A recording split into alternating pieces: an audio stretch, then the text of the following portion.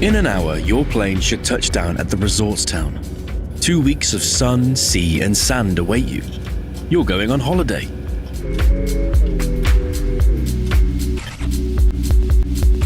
Suddenly, your plane starts losing altitude. The earth and sky switch places. The flight crashes. End of story. Or is it? It was just a dream. A simulation. Pilots train in simulation cockpits like these. Now, when you see an empty screen instead of the ground coming up to meet you, it's obvious that it's not real. But when the plane began to fall, the fear of death felt real all the same, right? What actually is real anyway? Everyone has asked themselves these questions, and at some points even doubted the reality of reality. But further reflection always leads to disturbing conclusions and unanswered questions. And therefore, mostly people play by the rules. And they do not go beyond the boundaries of what is allowed in this game. This game has no name. This video was created by the SumSub verification platform, but more about SumSub in a bit.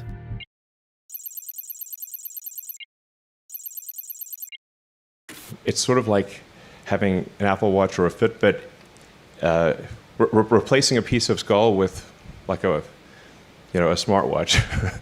Here is one of the richest people in the world demonstrating the possibilities of Neuralink technology. A chip has been implanted in the primate's brain, with the help of which the monkey plays ping pong on the screen using just the power of thought. For this, he gets a fruit smoothie.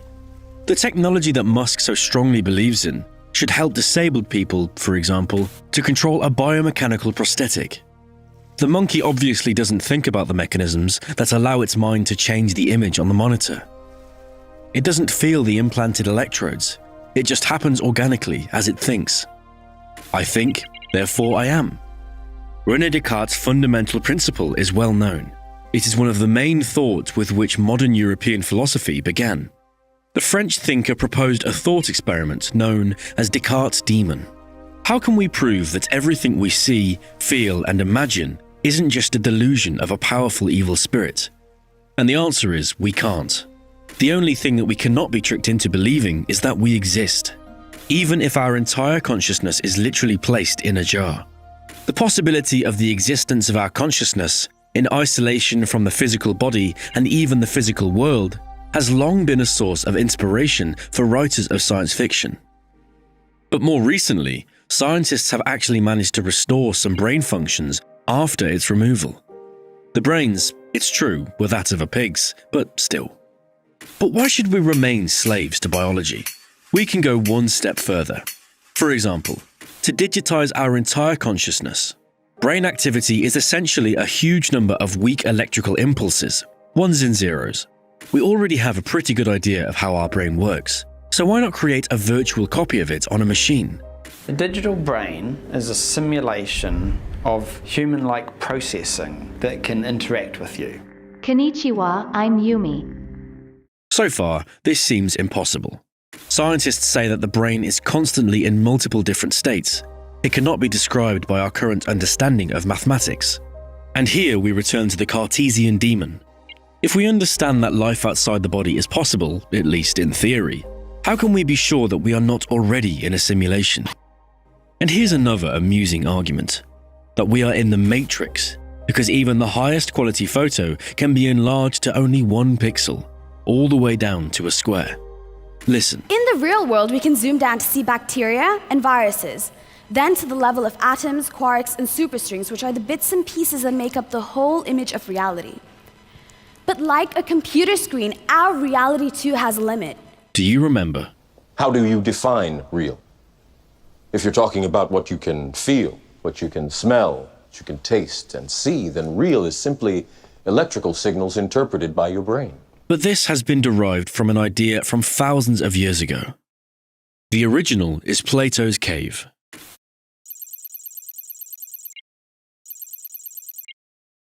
Millennia before Wachowski's film, the Greek philosopher had already formulated the Matrix paradox. He proposed a thought experiment. Several prisoners are chained up in a cave and have been since childhood. Their eyes are directed at a wall and there is a fire burning behind them. People and animals pass in front of the flame, carry objects, but the inhabitants of the cave can only see shadows on the wall. For them, these shadows make up the whole world. At some point, one prisoner is released. He goes outside and sees that the shadows are just reflections of real objects. Returning to the cave, he tries to tell the other prisoners about it, but they don't believe him. They think that he has gone mad. Boy, have you lost your mind, cause I'll help you find it. So the next step is to ask the question, what if there is no world outside the cave? And the wall, the flame, the shackles and Plato himself live in our consciousness? How can we prove that the world really exists? That it exists somewhere else besides in our heads? Solipsism asserts that you can't. This is a philosophical trend that argues that it's impossible to refute the idea of a phenomenal world, a universe that is born only from experience. When we look at the shadows on the wall, they are real, but as soon as we look away, the shadows cease to exist in the universe. A tree falls beside you. You hear the sound of it falling, and you can clearly say that a tree has fallen. A similar tree falls on a remote desert island, but there's no one around to hear it. Reality appears only when it has a subject, someone who can perceive this reality. You don't hear the sound of it falling, therefore the tree did not fall, and hence the tree does not exist in this world. What if everything we feel and perceive is just part of a simulation? If we don't hear a falling tree on the other side of the earth, why are we so sure that the echo nearby is real? Yes, we can't be sure whether the echo next to us is real or not, but there are some things that we have to be certain about.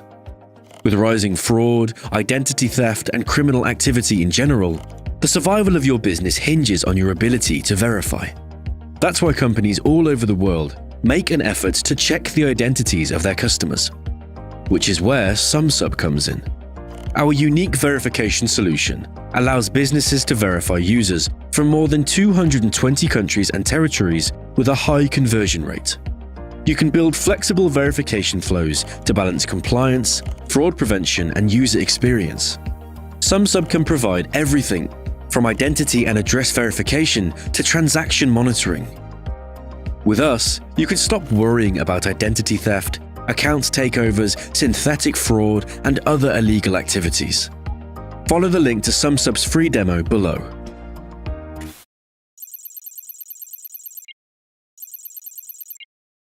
Meet Nick Bostrom.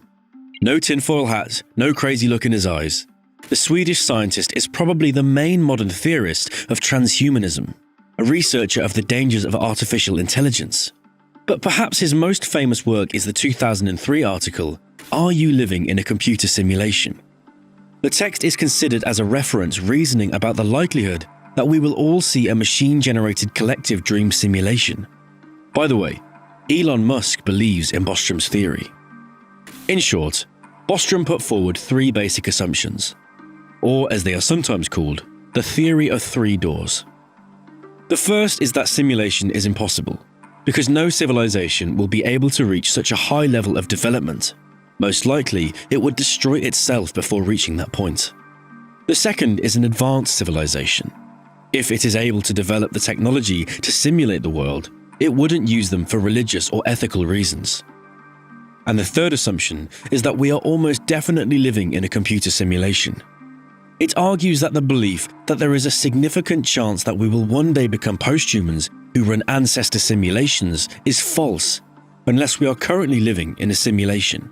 You can show that if the first two possibilities do not obtain, then there will be many, many more simulated people like us than there will be non-simulated people like us. In other words, almost all people with our kinds of experiences would be living inside simulations rather than outside them.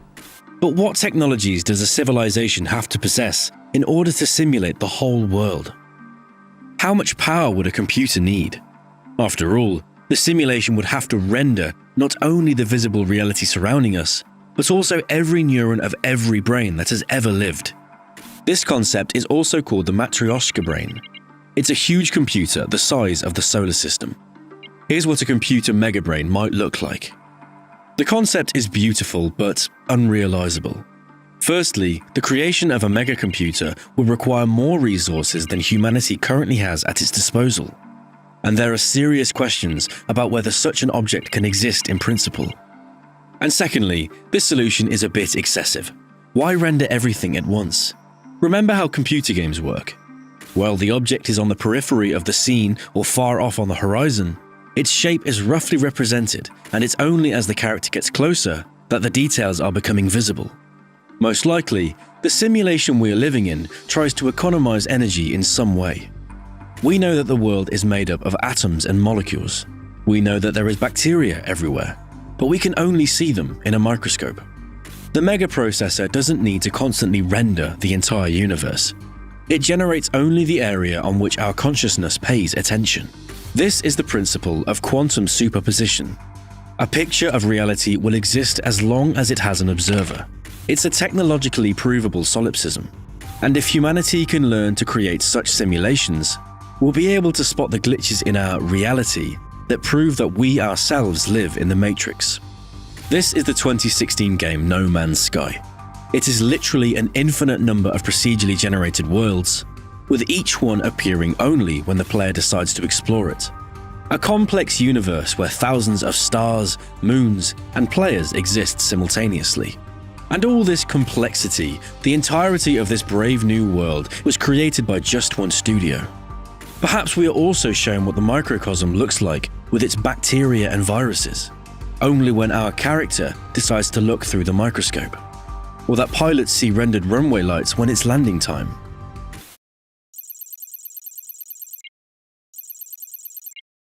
One professor often addressed students with a half joke. "Look, gentlemen, how convenient. A cat has holes on its skin exactly where its eyes are." Some suspect that the world is literally created for us. This is called the anthropic principle. We observe the universe as it is, because only in such a universe could an observer, such as ourselves, arise. Have you ever wondered how the world hangs in such a delicate balance? Absolutely ideal for our species. Our planet isn't too close to the sun, but also not too far away. There is the right level of oxygen, and relatively infrequent volcanic eruptions and tsunamis. All fundamental constants are located in a narrow window of possible deviations, at which, in principle, our universe could appear. If the force of mutual gravitation attraction of material bodies was just a little more intense, then the expansion would stop almost before it could begin, and the world would literally shrink back into a structureless mass before it could really even be born. It's quite possible that millions and billions of other universes really couldn't exist for any notable length of time. Perhaps, in thousands of other worlds, the balance of power didn't facilitate the creation of life. It's certainly plausible. If you flip a coin 10 times in a row, the probability that it will land on heads 10 times in a row is 1024. That is, out of 1024 rounds of tossing a coin 10 times in a row, on average, you will achieve a result in which the coin will consistently fall one side up all 10 times in a row, just once. In exactly the same way, out of the countless possible universes, only a few have a chance of having a set of fundamental constants that will allow them to develop in a favorable, for their further sustainable development, way. That is, we live in the very rarest case of probability theory. Or, the whole world was literally invented to be a place of human life. Scientists argue how inevitable the appearance of a thinking organism was. Anthropologists proved that our species was one of the many competing species of hominids. The Neanderthals and Denisovans disappeared. Yes, even our ancestors passed through the bottleneck many times. Just a few thousand remained of the population, but humanity survived. An amazing phenomenon in terms of probability. And now there are billions of us. The coin has landed on heads countless times.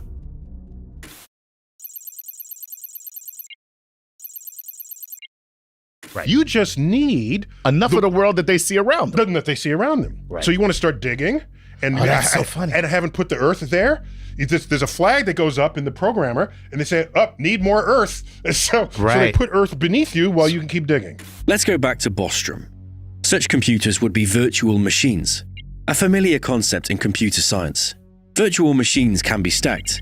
It's possible to simulate a machine, simulating another 12 machines, and so on, in arbitrarily many steps of iteration. So now that world evolves and they develop computing power. Right. And they say, we want to play video games. So now we're going to make a world. So then they make a world and they have sufficient computing power that they invent to create a whole universe within their computers. Okay. And then they make a world. And then they make a world all the way on down. Well, you get the picture. Once again, it's this principle of the Matryoshka doll.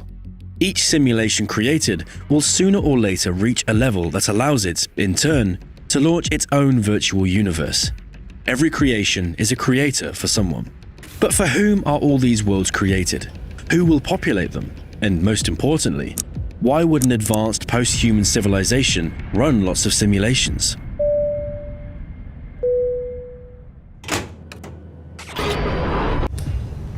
Why do you think your people made me? We made you because we could. Can you imagine how disappointing it would be for you to hear the same thing from your creator? The superhumans of the future developed an artificial intelligence so great that the machine was able to construct a whole living world. Bostrom, naming a civilization that could potentially launch a simulation, Ancestor, among other things, suggested that the purpose of such a project could be to study one's own past. Would you refuse to see in real time how the heroes of antiquity lived, what they talked about? Caesar, Macedonian, Plato. The civilization of the future just wants to see its roots. Another option is for entertainment. There's nowhere left to go. Nowhere. Except the oasis.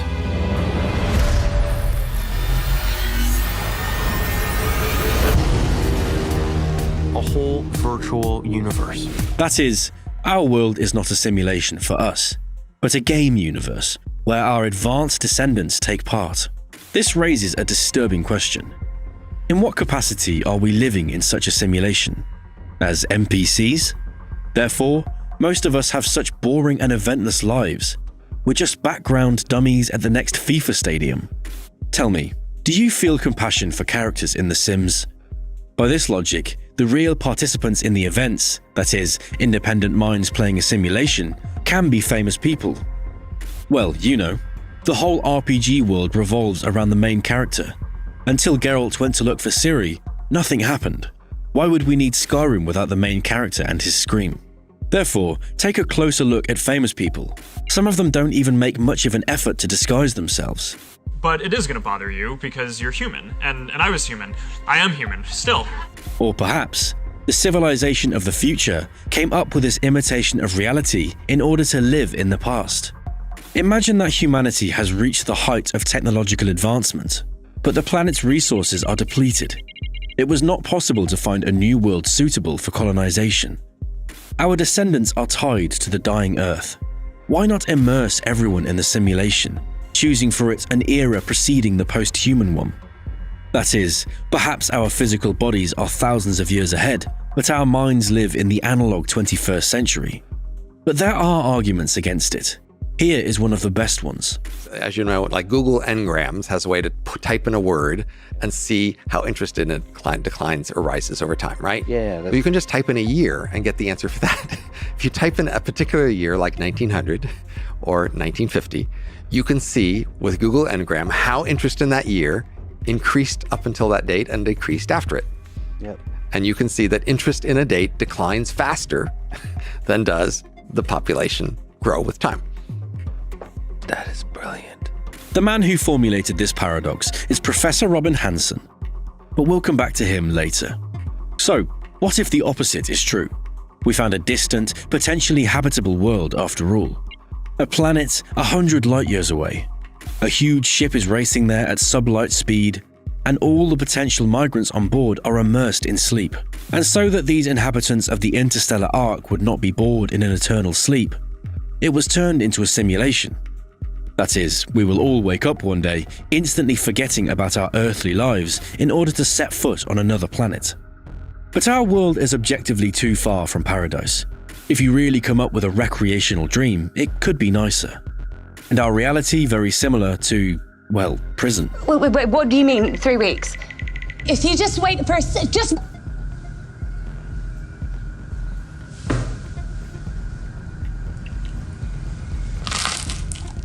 Let's imagine the distant future again.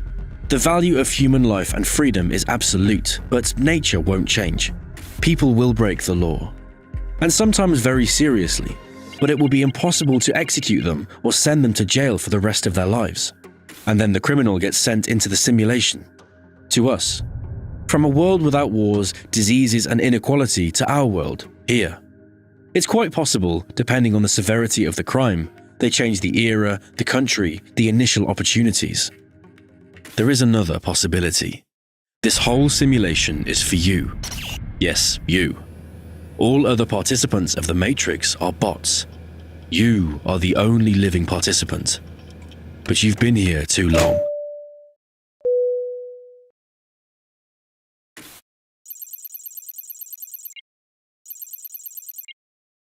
When they talk about malfunctions in simulations, they often recall this episode from The Matrix about déjà vu.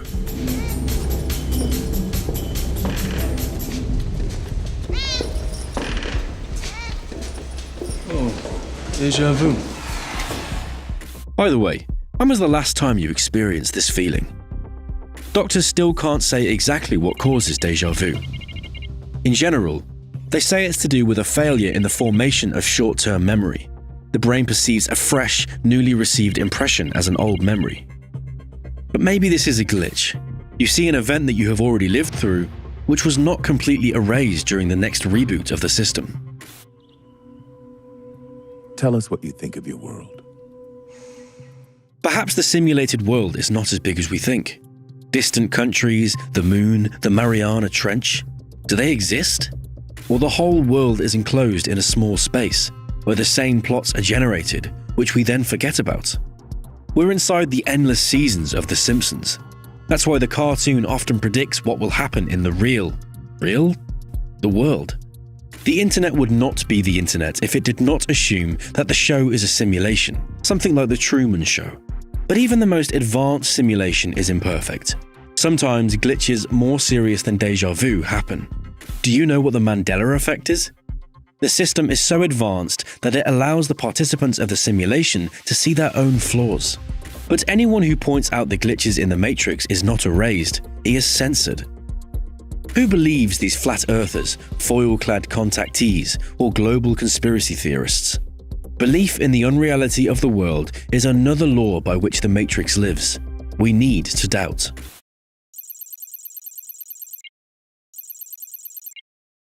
You are dead, don't be afraid, follow the path further, is an approximate translation of an inscription left in an ancient Egyptian crypt.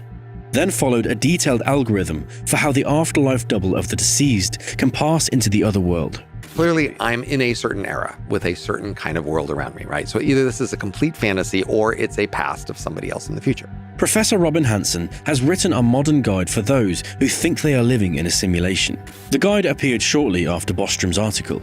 In short, if you might be living in a simulation, then all else equal, it seems that you should care less about others, live more for today, make your world look lively to become eventually rich. Expect and try to participate in pivotal events, be entertaining and praiseworthy, and keep the famous people around you happy and interested in you. It's that simple. Even if we live in a simulation, there's nothing we can do about it. But even if we find, and someone may have found, a way out of the simulation, what awaits us on the other side?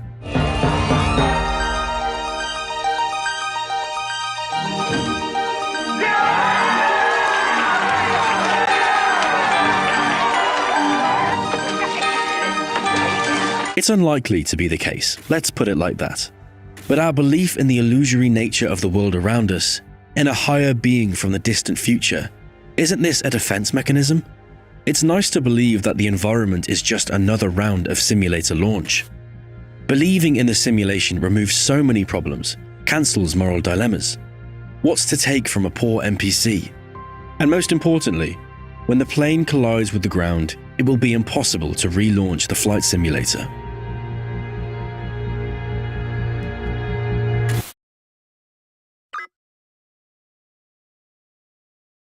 To avoid interrupting the simulation, Turn on the next video.